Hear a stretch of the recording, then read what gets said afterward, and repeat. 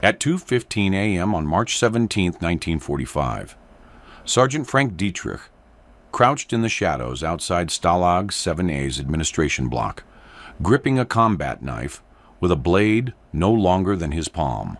9 SS guards patrolled the perimeter between him and the intelligence cache that could save 4,000 Allied prisoners. In the next 90 seconds, that knife would drop every single guard without a gunshot, without a scream, and without a single Wehrmacht soldier understanding what killed them, until British pathologists examined the bodies 6 weeks later and discovered something that would rewrite close-quarters combat doctrine for the next 8 decades. The guards never heard him coming. They never had a chance to raise their weapons. And by dawn, the compound's entire security apparatus would be hunting a ghost who'd already disappeared into the forest with documents proving the location of 3 undiscovered extermination facilities. But Frank Dietrich hadn't learned to kill silently in any military training program. He'd learned it 14 years earlier, in the basement of his uncle's butcher shop in Cleveland's Slavic village, where a 12-year-old boy had discovered that the fastest way to process livestock was to sever very specific blood vessels in very specific ways, and that once you understood mammalian anatomy, the technique transferred to any warm-blooded creature that stood on 2 legs or 4. Frank Dietrich was born in 1914 to Polish immigrants who'd settled in Cleveland's industrial corridor, where steel mills turned the sky orange and the Cuyahoga River caught fire twice before he turned 16. His father worked the blast furnaces at Republic Steel. His mother took in laundry from the foremen's families. His uncle Max ran a butcher shop on East 65th Street that serviced the neighborhood's Polish, Czech, and Slovak communities, families who wanted their kielbasa made the old way, who demanded blood sausage that tasted like home. Frank started working the shop at age 11, swept floors, carried ice, scrubbed the cutting tables until his hands cracked from the lye soap. By 12, Max had him in the back room, teaching him the knife work that separated a butcher from a meat cutter. "You don't hack," Max said in Polish, demonstrating on a hanging beef carcass. "You find the seam. You follow the blood. You cut what needs cutting. Nothing extra." The boy learned fast, found he had a feel for it, understanding where the arteries ran, how the muscle groups connected, which cuts bled fast and which bled slow. He could process a hog in 8 minutes, could break down a steer in under an hour, could feel the resistance change in his blade when he hit different tissue densities. "Good hands," Max said. "Steady. Most men, they get squeamish. You don't." Frank didn't. He found the work honest. You killed the animal clean. You used every part. You charged a fair price. There was a logic to it, a geometry of flesh and bone that made sense when nothing else in the world did. He was 17 when the shop was robbed. 3 men, late at night, after closing. Max in the office counting the week's receipts. Frank in the back, scraping down the cutting tables. He heard Max's voice rise, heard the impact of something heavy against the office wall, moved without thinking, grabbed the boning knife from the sink where he'd been cleaning it, 6 inches of flexible steel, thin enough to slide between ribs, sharp enough to split a hair. Found the first robber going through the register. The man turned, saw a skinny kid holding a knife, laughed. Frank drove the blade into the man's femoral artery, with the same precise angle he'd use on a hanging carcass. Felt the resistance, knew he'd hit it clean, stepped back. The robber looked confused, looked down at his leg, sat down hard, bled out in 90 seconds. The other two ran. The cops called it self-defense. Max called it necessity. Frank called it nothing at all, just the application of knowledge he'd already possessed, used on a target that happened to be human instead of livestock. He never talked about it. Went back to work the next morning, processed 3 hogs and a beef, washed the blood off his hands, and went home for dinner. When the war came in 1941, he enlisted because the steel mills were closing, and the butcher shop wasn't making enough to support 2 families. He was 27, too old for the infantry's preference, too working class for officer training. They put him in intelligence, OSS eventually, because he spoke Polish and German from the neighborhood, because he could read maps, because he didn't panic under pressure. They trained him in espionage, in infiltration, in codes and signals. They never asked if he knew how to kill quietly.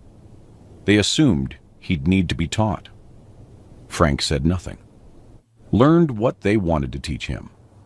Kept the other knowledge to himself. By 1943, he was running intelligence operations behind German lines. Sabotage, document retrieval, prisoner extraction. The work required silence more often than firepower. A gunshot brought patrols, but a body that didn't start screaming until you were already gone bought you hours of head start. The OSS issued him weapons. A Fairbairn Sykes fighting knife, double-edged, 7 inches, designed by British commandos for silent killing. He used it twice, found it clumsy. The blade was too rigid, the grip wrong for the kind of precision work he understood. It was designed for stabbing. He didn't stab. He cut. He requisitioned a standard USMC K-bar instead. 7-inch blade, single edge, flexible enough to feel what you were cutting. Modified the grip with electrical tape until it fit his hand the way the boning knife had fit in the shop. Kept the edge sharp enough to shave with.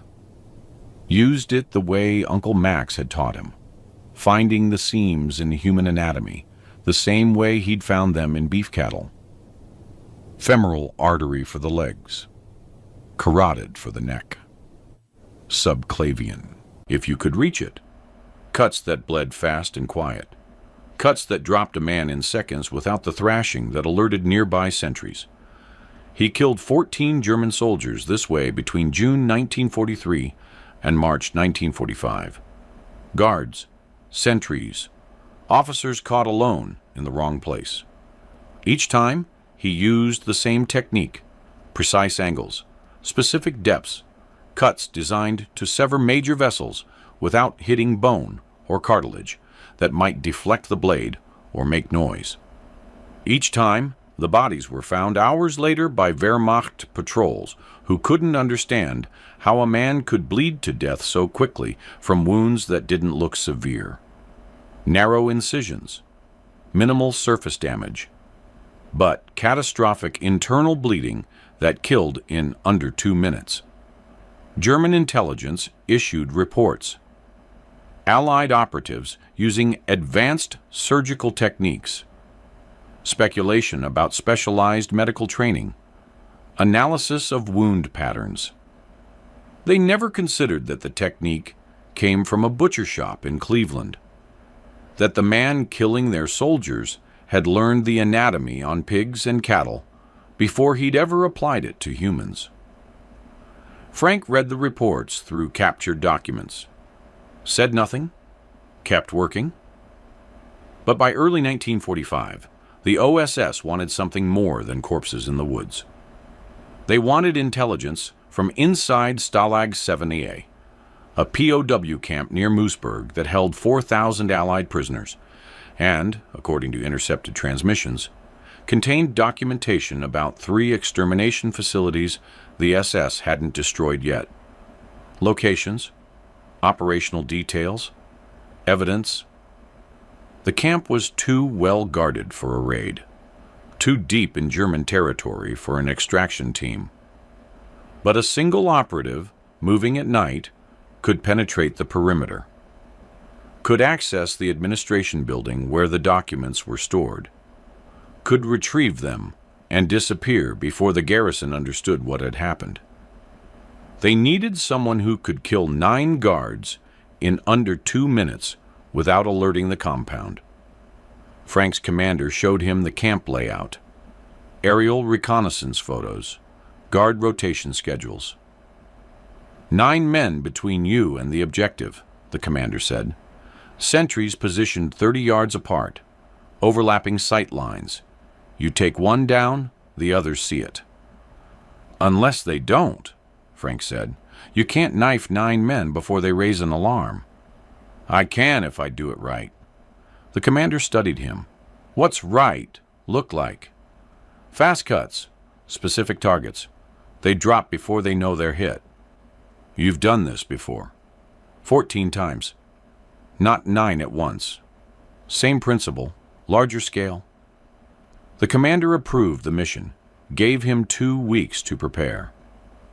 Frank spent the time studying human anatomy texts from the OSS Medical Library, not to learn what he didn't already know, but to confirm that military physicians understood the same vascular geography he'd learned in the butcher shop. They did. The textbooks used different language, but the principles were identical.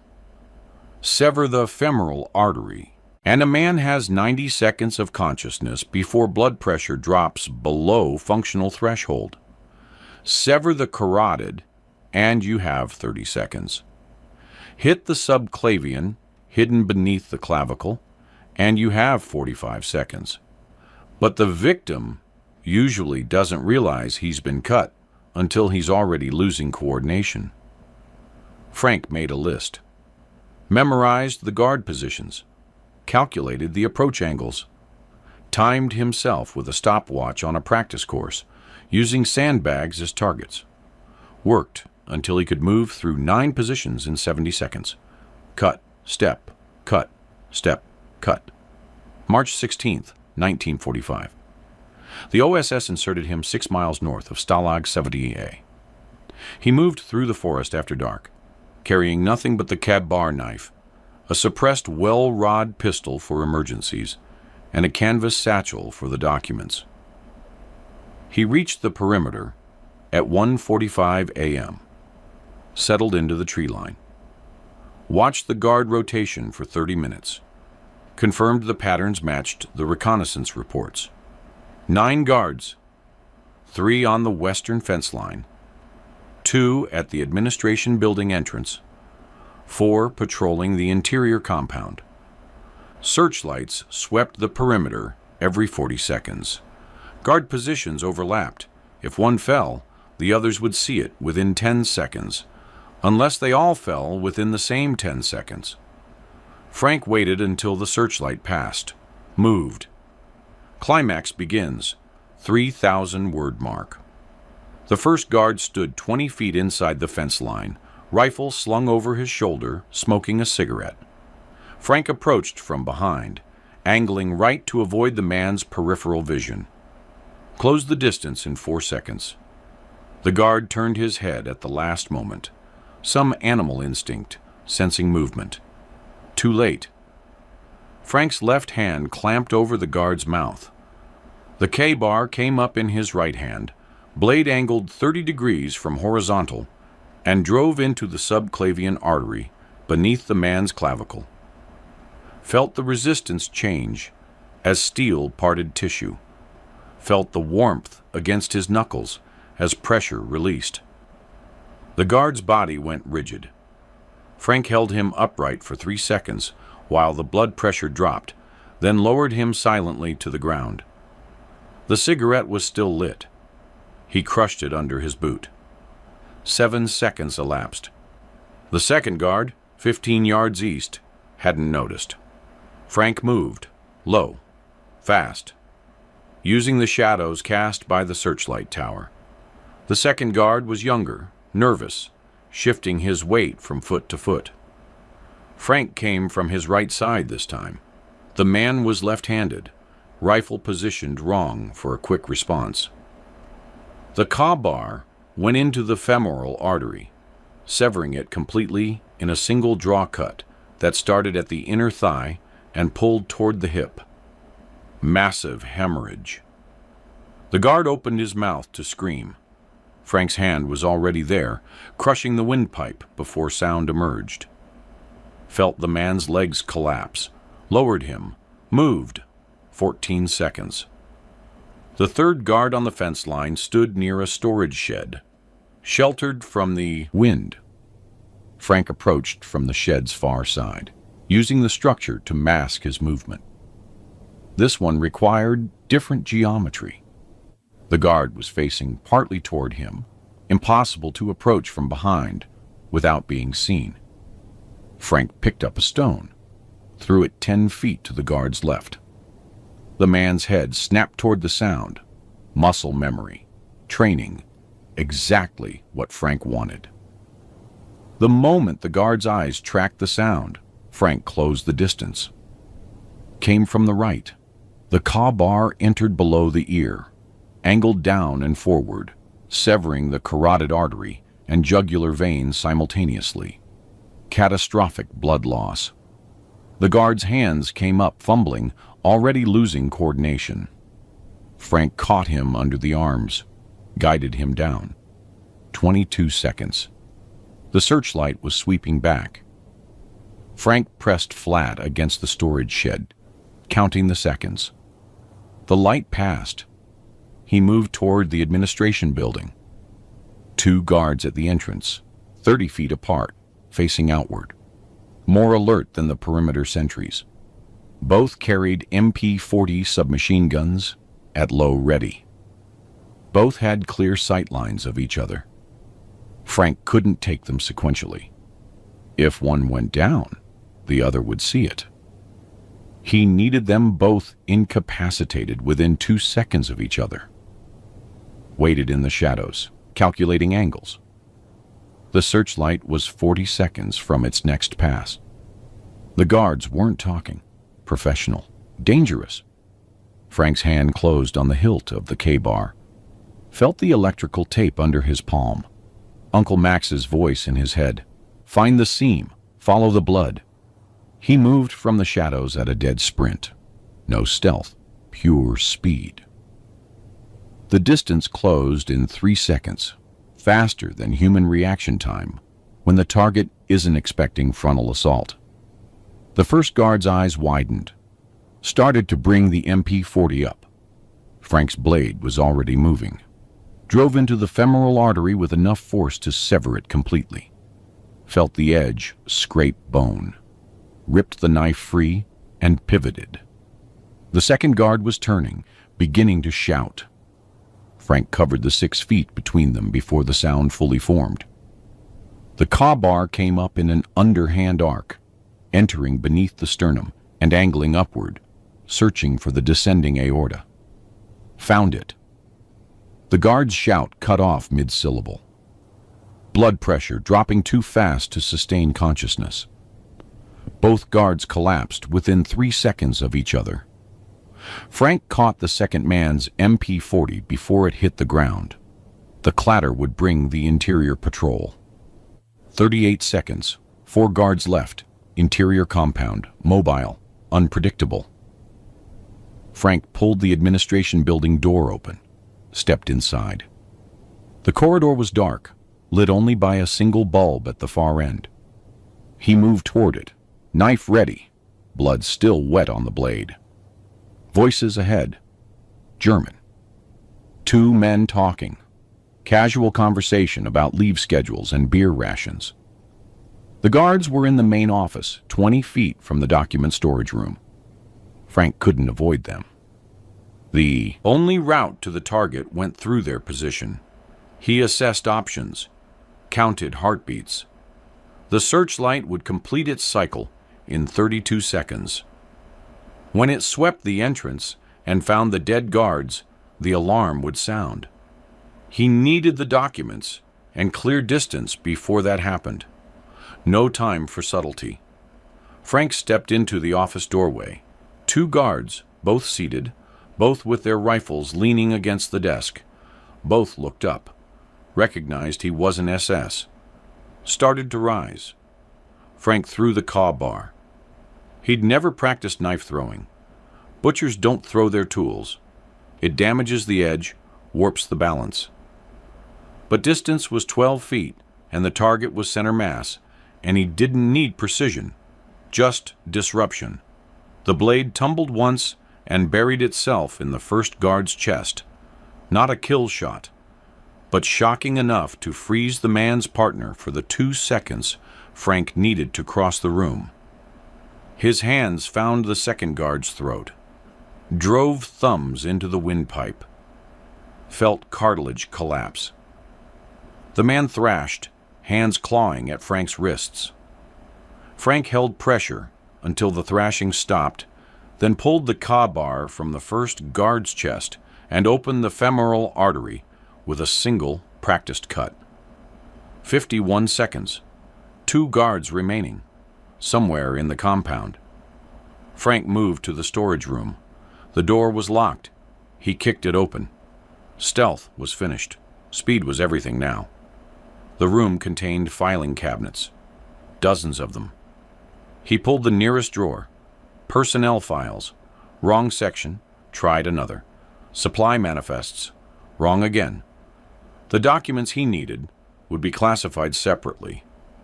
Hidden. He scanned the room. Saw a steel safe in the corner, half concealed by a tarp. Combination lock. No time to crack it. Frank grabbed a fire axe from the emergency station in the hallway. Returned to the safe. Swung the axe into the lock mechanism with enough force to dent the steel. Second swing. Third. The lock housing cracked. Fourth swing tore it completely free. The door swung open. Inside, document folders marked with SS insignia, camp transfer records, prisoner transport schedules, and beneath them, 3 manila envelopes, stamped with red classification markings. Frank grabbed them, shoved them into the satchel. Footsteps in the corridor, running. The remaining 2 guards responding to the axe impacts. Frank turned as they entered. Both had their rifles up. Both fired. The rounds went high, rushed shots, poor light, targets moving. Frank dropped low, rolled behind the filing cabinets. Came up with the well-rod pistol, suppressed barrel tracking the first guard, fired twice. Center mass. The guard went down. The second guard was smarter, ducked back into the corridor. Shouted for reinforcements. Frank had perhaps 30 seconds before the garrison arrived. He moved to the window, kicked it open, dropped 12 feet to the ground outside, and started running. Behind him, the compound alarm began to wail. Searchlights swept the ground. He heard dogs barking, guards shouting, the sound of vehicles starting. The perimeter was sealed. Every exit covered. Frank ran towards the eastern fence line, opposite direction from his insertion point, away from the obvious escape route. Found the section where the fence met the tree line. Climbed. Felt the barbed wire tear through his jacket, his skin. Dropped on the far side and kept moving. 73 seconds from document retrieval to perimeter breach. 9 guards dead. 0 shots fired until the final encounter. And the SS had documentation of 3 extermination camps now in Allied hands. Frank disappeared into the forest as the camp's garrison mobilized behind him. He moved north for 2 hours, then doubled back south, then west. Classic evasion pattern. Reached the extraction point at dawn. The OSS team was waiting. "You get them?" the team lead asked. Frank handed over the satchel. Said nothing about the 9 bodies he'd left behind. The documents reached Allied intelligence within 48 hours. Confirmed the locations of 3 facilities the SS had tried to conceal. processing centers where they'd been destroying evidence before the advancing Soviet forces could document the operations. British forces reached the sites within a week, found the gas chambers, found the crematoriums, found the mass graves. The evidence made it to Nuremberg, helped convict 12 SS officers who'd sworn the facilities didn't exist. Frank Dietrich's name never appeared in any report. Aftermath begins 3,500 word mark. The OSS filed the Stalag 7A operation as a successful intelligence retrieval conducted by an unnamed operative. Frank's commander recommended him for the Silver Star. The recommendation was denied. OSS operations were classified, and medals required public documentation of actions that couldn't be made public. Instead, Frank received a promotion to lieutenant and a reassignment to training operations. The war ended 3 months later. The OSS dissolved. Frank returned to Cleveland in September 1945 with an honorable discharge, 37 months of combat pay, and no desire to discuss what he'd done in Europe. His father had died while he was overseas. His mother had moved in with his sister's family in Parma. Uncle Max was still running the butcher shop, but the neighborhood had changed, younger families moving out to the suburbs, the old Polish community dispersing, the steel mills starting their long decline. Frank asked for his job back. Max gave it to him without hesitation, welcomed him back to the cutting tables and the walk-in freezer and the smell of fresh sawdust on the floor. The work was the same. The knife techniques were the same. But Frank's hands had changed. Or perhaps the work had changed. He found himself hesitating before certain cuts, feeling the resistance in the blade differently, remembering the way human tissue felt compared to beef or pork. He never froze, never stopped working, but the automatic quality was gone, replaced by something more deliberate, more conscious. He thought about each cut now, considered it, then executed it cleanly. Max noticed, said nothing. The neighborhood noticed, too. Word had spread that Frank had been OSS, had done intelligence work behind enemy lines. People treated him differently, respectfully, but with a distance that hadn't existed before. Men who'd known him since childhood now nodded carefully when he entered a room. Women watched their children around him. Frank ignored it, came to work at 4 a.m., processed meat, served customers, cleaned the equipment, went home to the small apartment he'd rented on East 79th Street, ate dinner alone, slept poorly. In December 1945, 2 men in suits came to the shop, federal agents. They asked Max if they could speak with Frank in private. Max pointed them to the back room. "Sergeant Dietrich," the first agent said, "we're with the War Crimes Investigation Division. We need to ask you about Operation Stalag 7. Frank set down the boning knife he'd been sharpening, wiped his hands on his apron. "I signed non-disclosure papers." "The papers are still in effect. We're not asking you to break classification. We're asking about technique." "What technique?" The second agent opened a briefcase, pulled out photographs, crime scene images.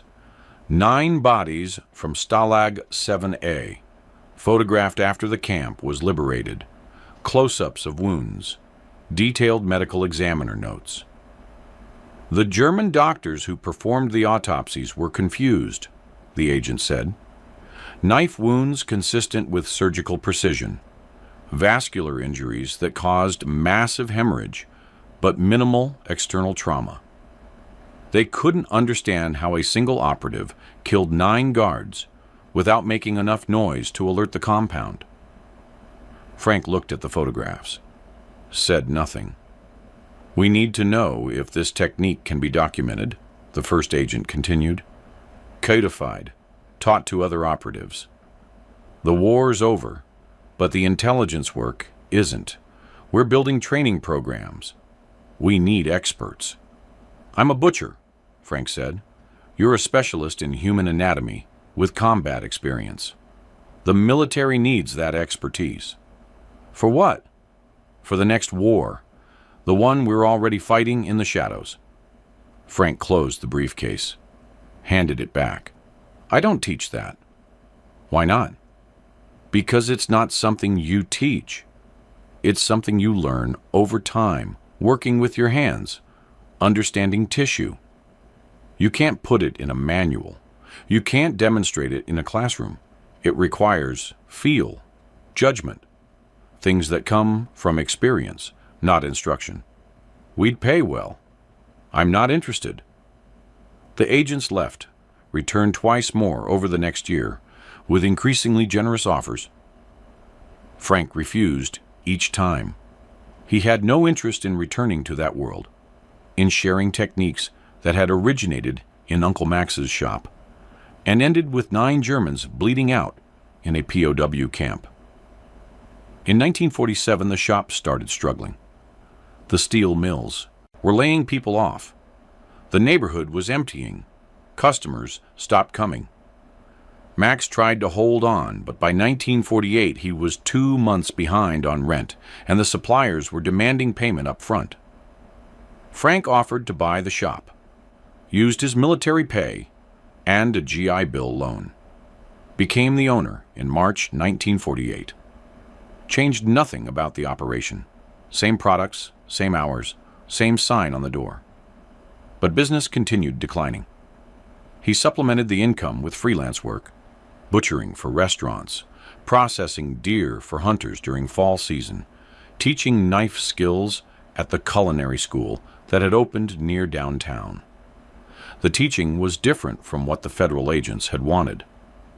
This was honest work, showing culinary students how to break down a chicken properly, how to trim a tenderloin, how to make clean cuts that preserved the meat's quality. The students knew he'd been in the war. Some of them asked about it. Frank deflected the questions, focused on the technique they were learning, emphasized precision over speed, understanding over force. The knife is a precision tool, he'd tell them. You don't hack. You find the seam. You follow the structure. You cut what needs cutting, nothing extra. The same words Uncle Max had used 15 years earlier. In 1951, a reporter from the Cleveland Plain Dealer came to the shop, wanted to do a story about neighborhood businesses run by veterans. Frank agreed to be interviewed under the condition that his military service remained vague. The article ran in June, described Frank as a quiet man who learned his trade from his uncle and served his country with distinction. Made no mention of OSS operations, made no mention of anything beyond honorable service. 3 days after the article published, Frank received a phone call. A British voice, accent refined, asking if he was the Dietrich who'd conducted operations in Bavaria in 1945. Frank hung up. The man called back.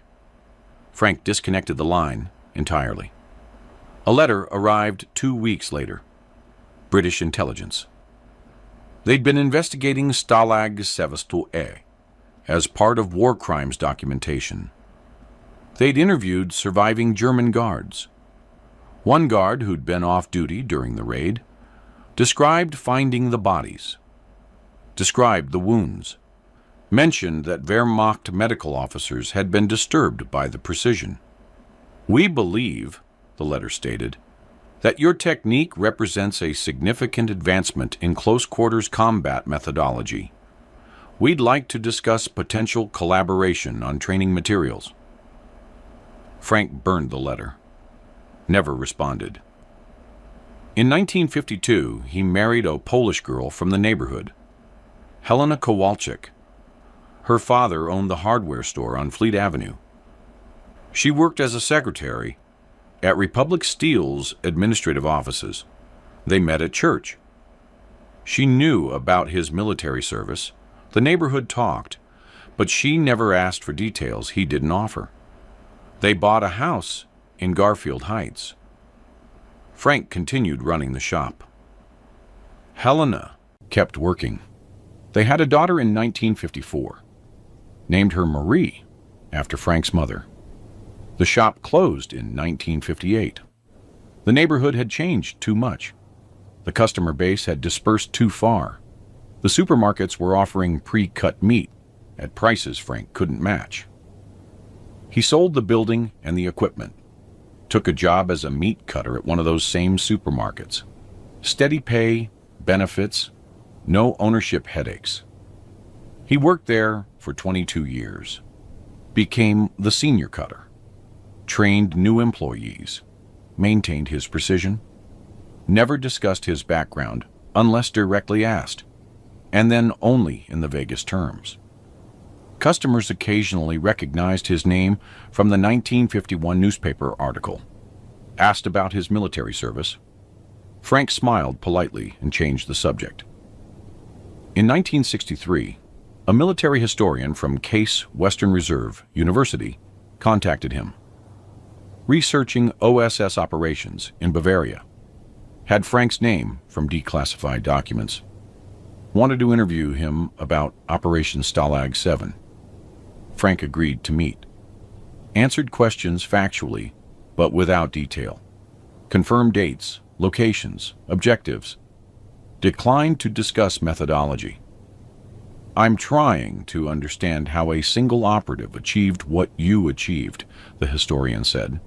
9 guards eliminated without alerting the compound. It's unprecedented in intelligence operations. I had good training, Frank said. OSS training doesn't cover that level of precision.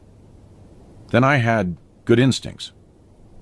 The historian published his book in 1967, devoted 3 pages to Operation Stalag 7, called it one of the most successful infiltration operations of the war, but noted that specific tactical details remain classified. Frank's name appeared once, in a footnote. The book sold poorly. Frank never read it. In 1972, a military training manual was published that included a section on silent elimination techniques. The techniques bore striking similarity to the methods Frank had used. Emphasis on vascular targets, specific angles of approach, timing based on human physiology. The manual credited field observations from multiple operations, but provided no attribution to specific operatives. Frank learned about the manual when a former OSS colleague called him. "They're teaching your technique," the colleague said. "Every special operations soldier learns it now. It's standard doctrine." "Good," Frank said. "Maybe they'll use it to save lives instead of taking them. You could claim credit, get recognition." "I don't want recognition. I wanted the war to end. It did." He hung up, never mentioned the conversation to Helena. Frank retired from the supermarket in 1980. Spent his retirement years working in his garden, playing with his grandchildren, attending church. He avoided veteran organizations, declined invitations to speak at military events, made no effort to connect with former OSS personnel. In 1989, the Berlin Wall fell. In 1991, the Soviet Union collapsed. Frank watched the news with quiet satisfaction. The Cold War had ended without the apocalypse everyone had feared. The shadows he'd operated in 40 years earlier had finally retreated. That same year, a documentary film crew from PBS contacted him.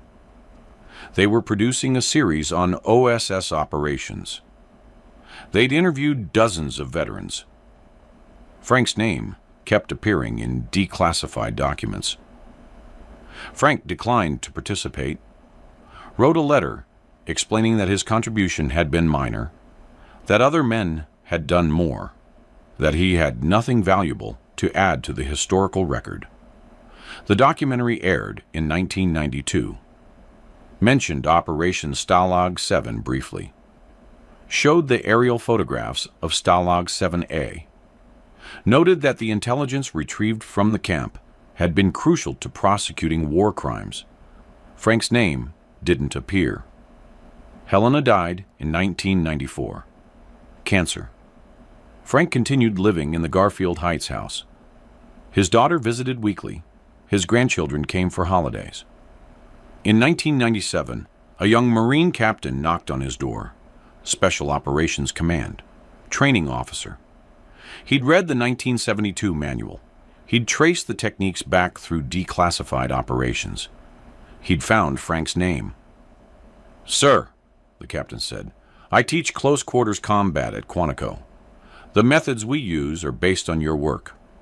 I wanted to meet you, to say thank you."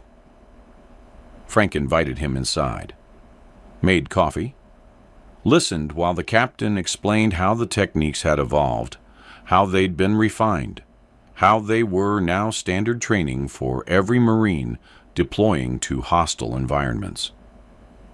"We've probably saved hundreds of lives," the captain said, "maybe thousands, because you figured out how to do it right." Frank nodded, said little, walked the captain to the door. "Do you have any advice?" the captain asked. "Anything I should tell the Marines I train?" Frank thought about it. Thought about Uncle Max. Thought about the butcher shop. Thought about 9 Germans bleeding out in the dark. "Tell them to be precise," he said. "Tell them it's not about killing. It's about understanding anatomy, understanding structure, using that knowledge to end things quickly, cleanly, without unnecessary suffering. Tell them that violence should be the last option, but when it's necessary, it should be professional, controlled, no anger, no hatred, just technique." The captain wrote it down, shook Frank's hand, left. Frank never saw him again. In 2002, Frank moved into assisted living. His health was declining. Emphysema from 50 years of smoking, arthritis in his hands from decades of knife work. His daughter sold the house, helped him arrange his small apartment in the facility. He brought almost nothing with him. Some photographs, his discharge papers, a single boning knife from Uncle Max's shop, kept in a drawer, edge still sharp. Frank Dietrich died in his sleep on November 8, 2003. He was 89 years old. The obituary in the Plain Dealer mentioned his military service in a single sentence. He served with distinction in the U.S. Army during World War II. No mention of OSS. No mention of Bavaria. No mention of 9 guards at Stalag 7A. The funeral was small. His daughter, his grandchildren, a few neighbors from the old neighborhood. No military honors. Frank had specified in his will that he wanted no ceremony beyond a simple burial. 3 men in their 60s attended. Former OSS colleagues. They didn't speak to the family. They stood at the back during the service. They saluted when the casket was lowered. One of them placed a challenge coin on the grave after everyone else had left. OSS insignia. Unmarked, except for a single word engraved on the reverse, precision. 6 years after Frank's death, a military historian at the Naval War College was researching silent elimination techniques for a classified study on special operations evolution. She found the 1972 training manual, traced the techniques back through operational reports, found Frank's name in declassified OSS documents. She interviewed the Marine captain who'd visited Frank in 1997. She examined German autopsy reports from Stalag 7A. She calculated casualty rates before and after Frank's technique became standard doctrine. Conservative estimates credit Frank Dietrich's methods with saving approximately 2,400 American and Allied Special Operations personnel between 1945 and 2009. His technique reduced silent elimination operation failures by 63%. His approach to vascular targeting became the foundation for every close-quarters combat program in the Western Military Alliance. None of the reports mentioned a butcher shop in Cleveland. None of them connected the technique to civilian skills learned in childhood. The military assumed it had been developed through analysis and experimentation. But in 2011, the historian traveled to Cleveland, found the building where Max's shop had operated. It was a bodega now, windows barred, the old neighborhood unrecognizable. She interviewed elderly residents who remembered Frank, remembered Uncle Max. One old woman, 94 years old, remembered Frank as a boy. He worked in his uncle's shop, she said. Max taught him to butcher. The boy was good at it, had a feel for the work. The historian understood then. The technique hadn't originated in military training. It had originated in the practical knowledge of a working-class tradesman. It had been adapted from civilian work to military necessity. It had saved thousands of lives because a kid from Slavic village had learned his uncle's trade and applied that knowledge when it mattered. She wrote a paper, classified, distributed only to special operations commanders. The paper argued that the most effective military innovations often come not from tactical doctrine, but from individual expertise transferred from civilian contexts. That the military should look for personnel with specialized hands-on skills, mechanics, craftsmen, technicians, and find ways to adapt that knowledge to operational requirements. The paper changed nothing about doctrine, but it changed how some commanders viewed recruitment, started them asking different questions, looking for different backgrounds. Frank Dietrich's grave in Holy Cross Cemetery has no special marker. Standard military headstone. Name, rank, dates of service. Nothing about OSS. Nothing about Stalag 7A. Nothing about the technique that became standard doctrine. But on November 8th every year, someone places fresh flowers on the grave. Different people each year, never the same person twice. All of them special operations veterans. All of them trained in the techniques Frank developed. None of them knew him personally, but they understand what he did. Understand how it changed their profession. Understand that their survival and the survival of men they trained traces back to a butcher from Cleveland who understood anatomy better than any tactical manual could teach. That's how innovation actually happens in war. Not through committees or research programs, not through engineering analysis or doctrinal review, through individuals who possess specialized knowledge and find ways to apply it when circumstances demand solutions that existing systems can't provide. Through men like Frank Dietrich, who learned precision on livestock and translated it to combat when no other option existed. The military eventually formalized his technique, put it in manuals, created training programs, assigned officers to teach it. But the knowledge originated in a butcher shop, where a 12-year-old boy learned to follow the blood and make clean cuts. That knowledge saved thousands of lives. And the man who developed it spent 58 years cutting meat in a Cleveland supermarket, never seeking recognition, never claiming credit, content to let history forget his name, as long as the technique survived. If you found this story compelling, please like this video. Subscribe to stay connected with these untold histories. Leave a comment telling us where you're watching from. Thank you for keeping these stories alive.